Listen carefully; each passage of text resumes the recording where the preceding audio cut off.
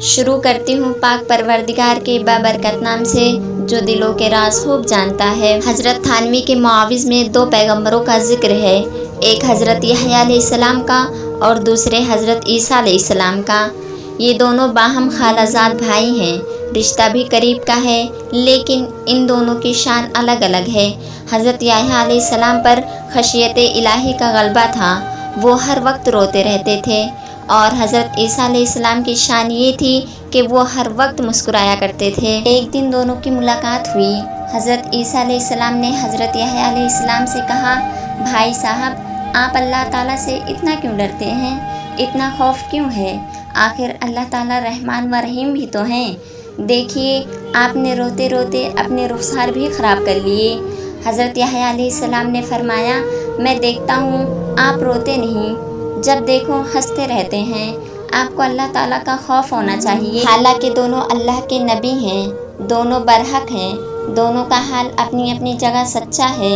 بہرحال اللہ تعالیٰ نے ان دونوں کے درمیان فیصلہ کرنے کے لیے ایک فرشتہ نازل فرمایا۔ اس نے ان دونوں سے عرض کیا، اللہ پاک نے مجھے آپ دونوں کی خدمت میں بھیجا ہے اور فرمایا ہے کہ یحییٰ علیہ السلام کا حال بھی درست ہے اور عیسیٰ علیہ السلام کا بھی حال صحیح ہے۔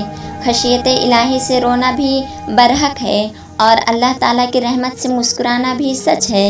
رونا بھی چاہیے اور مسکرانا بھی چاہیے، لیکن فرمایا کہ حضرت یحییٰ علیہ السلام کا جو حال ہے وہ تنہائی میں ہونا چاہیے، اور حضرت عیسیٰ علیہ السلام کا حال جلوت میں ہونا چاہیے، یعنی جب سب کے سامنے ہو تو چہرے پر مسکراہٹ ہونی چاہیے، اور جب تنہائی میں ہو تو اپنے گناہوں پر رونے والا ہونا چاہیے۔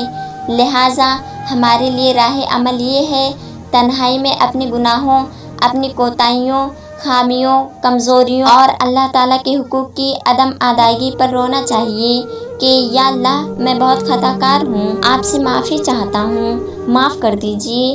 تنہائی میں یہ جذبہ ہو اور سب کے سامنے چہرے پر مسکراہٹ ہو۔